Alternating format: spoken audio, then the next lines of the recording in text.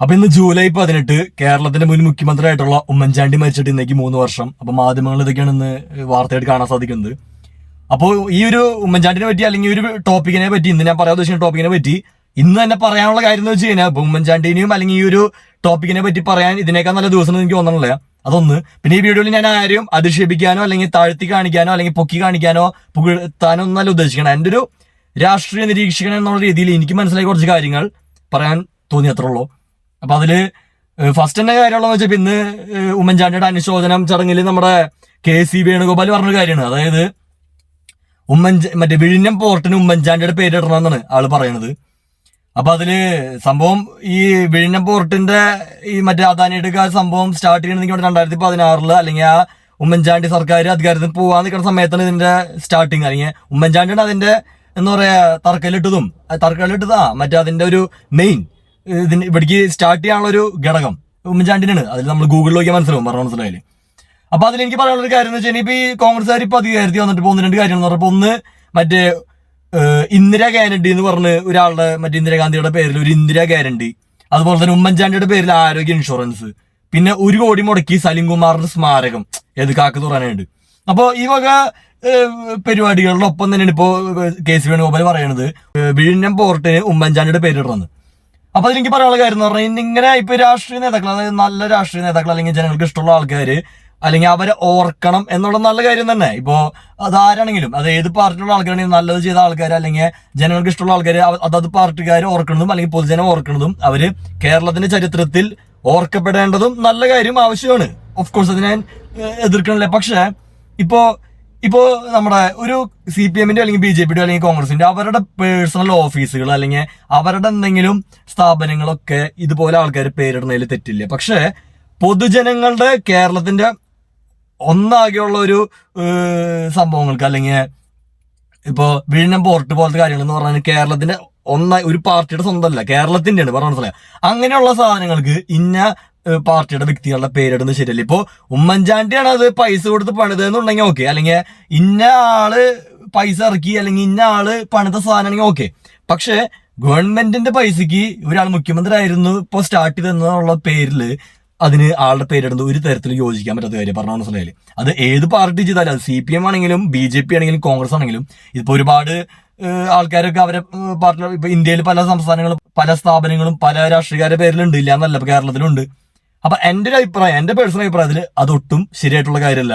അങ്ങനെ ഒരു അതിൽ 1-2 ഘടകമുണ്ട്. ഒന്നാമത്തെ ഇപ്പോ ഫോർ എക്സാമ്പിൾ ഇപ്പോൾ കറണ്ട് ടോപ്പിക് എടുത്തു കഴിഞ്ഞാൽ ഇപ്പൊ ഉമ്മൻചാണ്ടിയുടെ പേര് വീഴുന്നതിന് ഇട്ട് കഴിഞ്ഞാൽ ഇപ്പൊ കേരളം മൊത്തം ഉമ്മൻചാണ്ടിനെ സ്നേഹിക്കേണ്ടത് എനിക്ക് തോന്നണല്ലേ പറഞ്ഞ മനസ്സിലായില്ലേ.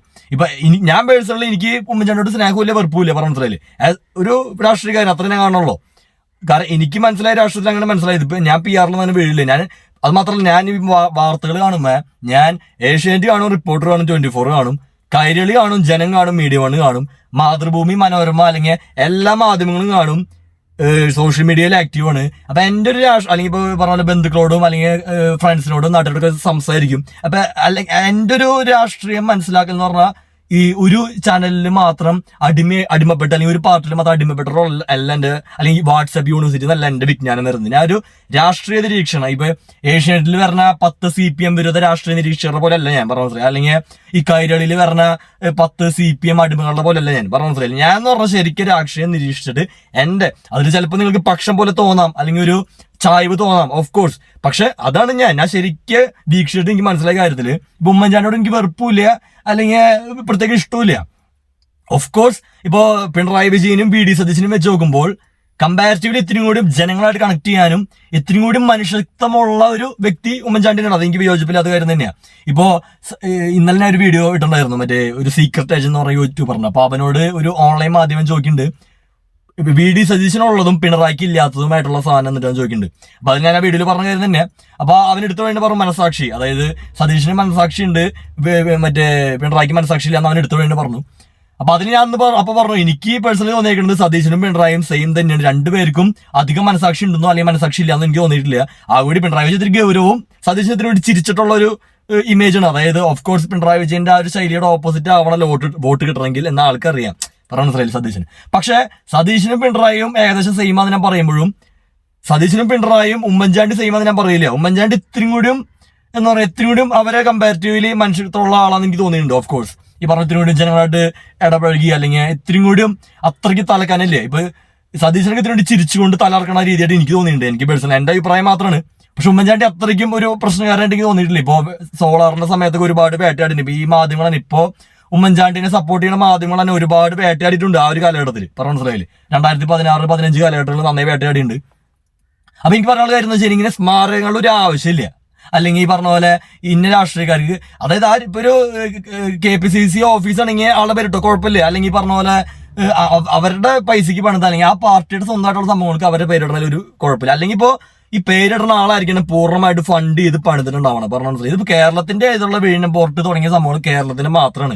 അപ്പൊ അത് ഏത് പാർട്ടിക്കാർ ചെയ്താലും ശരിയല്ല, അത് കോൺഗ്രസ് ആണെങ്കിലും CPM ആണെങ്കിലും BJP ആണെങ്കിലും ഇപ്പൊ കേരളത്തിന്റെ അല്ലെങ്കിൽ ഇന്ത്യ ഫുൾ എടുത്തു കഴിഞ്ഞാൽ ഇന്ത്യയുടെ മാത്രം സംഭവങ്ങൾ, ഇന്ത്യക്ക് അവകാശപ്പെട്ട സംഭവങ്ങൾ ഇന്ന പാർട്ടിക്കാരുടെ പേരിടുന്നത് ഒരു തരത്തിൽ യോജിക്കാൻ പറ്റില്ല.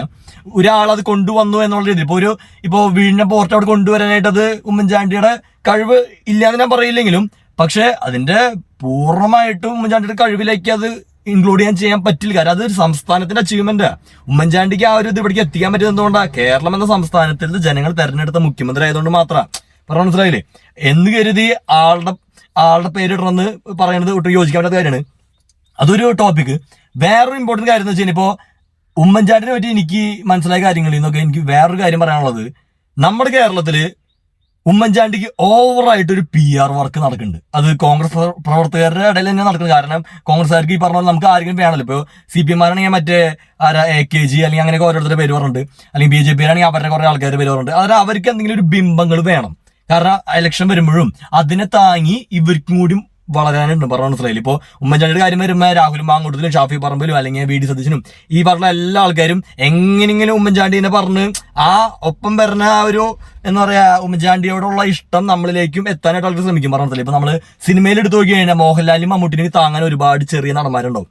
അവരെ ബർത്ത്ഡേ വരുമ്പോൾ അവരെ പൊക്കി കാണിക്കാൻ. കാരണം എന്തുകൊണ്ടാണ് അവർക്ക് ഇവർ ഇഷ്ടമായിട്ടായിരിക്കില്ലേ, പക്ഷെ അവരിൽ നിന്ന് ഇവർക്കും കൂടി കുറച്ച് കിട്ടാനായിട്ട്. പറഞ്ഞ മനസ്സിലായില്ലേ, അതിപ്പോ എല്ലാ പാർട്ടിയിലും ഉണ്ട്. ഇപ്പൊ മോദിനെയും പൊക്കി മോദിന് ഇഷ്ടമില്ലാത്ത BJP മോദിയുടെ ഫോട്ടോ ഇട്ട് ആ മോദിന് ഇഷ്ടമുള്ള ആൾക്കാരെ ഇങ്ങോട്ട് ഡൈവേർട്ട് ചെയ്യാൻ ശ്രമിക്കും. പറഞ്ഞ മനസ്സിലായില്ലേ. അപ്പൊ അതിന്റെ ഒരു PR വർക്കാണ് ഉമ്മൻചാണ്ടി കേരളത്തിൽ നടക്കണം. ഇപ്പൊ ഒരുപാട് എന്ന് പറയാ നമ്മളിപ്പോ ഗാന്ധിജിയോളം പൊക്കിയാണ് ചില കോൺഗ്രസ്സുകാര് ഉമ്മൻചാണ്ടിനെ പറയുന്നത്. എനിക്ക് പേഴ്സണലി അറിയണ ചില ആൾക്കാർ കോൺഗ്രസ്സുകാരൊക്കെ സംസാരിക്കുമ്പോ ഏതാണ്ട് എന്ന് പറയാ ഗാന്ധിജിയുടെ പോലത്തെ ഉപ്പ് സത്യാഗ്രഹം ചെയ്തൊരു വ്യക്തിയാണ് ഉമ്മൻചാണ്ടി.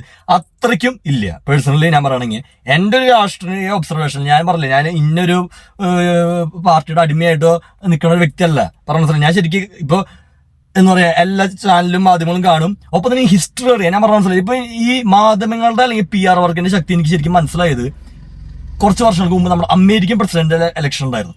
ഞാനൊക്കെ അമേരിക്കയിലെ പ്രസിഡന്റ് ഇലക്ഷനിൽ ട്രംപ് ജയിച്ചിട്ട് 2ാം പ്രാവശ്യം ട്രംപ് തോറ്റില്ലേ. ആ പ്രാവശ്യം നിന്നിട്ട് ഈ പ്രാവശ്യം അല്ല, ഇതിന് മുമ്പത്തെ പ്രാവശ്യം ട്രംപ് തോറ്റില്ലേ, മറ്റേ ജോ ബൈഡൻ ജയിച്ച വർഷം. ആ സമയത്ത് ഞാൻ ട്രംപ് തോക്കാൻ വേണ്ടി ആഗ്രഹിച്ചൊരു വ്യക്തിയാണ്. കാരണം എന്തുകൊണ്ടാണ്, ഈ മാധ്യമങ്ങളിൽ ട്രംപിന് അത്രയ്ക്കും ഓഫ് കോഴ്സ് ഇപ്പോ അമേരിക്കൻ ഓറിയന്റഡ് മാധ്യമങ്ങളായിട്ടുള്ള ABC, BBC, NBC ഇതൊക്കെ ലെഫ്റ്റ് ആണ്, ലിബറൽ പാർട്ടിയുടെ കയ്യിലിരിക്കണം. പറഞ്ഞ മനസ്സിലായില്ല. അപ്പൊ അവര് മാക്സിമം ബറാക് ഒബാമേനെയും ജോ ബൈഡനും പൊക്കി കാണിച്ച് ട്രംപിനെ മാക്സിമം ഇകഴ്ത്തി കാണിച്ചു. അതുപോലെ തന്നെ സോഷ്യൽ മീഡിയ, Instagram ഒക്കെ ലിബറൽസിന്റെ കയ്യിലായിരുന്നു ആ സമയത്ത്, ഈ യൂട്യൂബ് ആണെങ്കിലും. അപ്പൊ എന്തുണ്ടായെന്ന് വെച്ചാൽ അവര് ട്രംപിന്റെ പൊട്ടം മാത്രം പുഷ് ചെയ്തു, നല്ലതൊക്കെ അടച്ചു വെച്ചു. ജോ ബൈഡന്റെയും അല്ലെങ്കിൽ ലിബറൽ പാർട്ടിയുടെ ആൾക്കാരെയൊക്കെ നല്ലതൊക്കെ പുറത്ത് കാണിച്ചു, പൊട്ടൊക്കെ അടച്ചു വെച്ചു. പറഞ്ഞ മനസ്സിലായി. അന്ന് മനുഷ്യന്മാർ ട്രംപിനെ വെറുത്തവരൊക്കെയാണ് ഈ കഴിഞ്ഞ പ്രാവശ്യം ട്രംപിനെ ജയിപ്പിച്ചത്. പറഞ്ഞ മനസ്സിലായി. എന്തുകൊണ്ട്?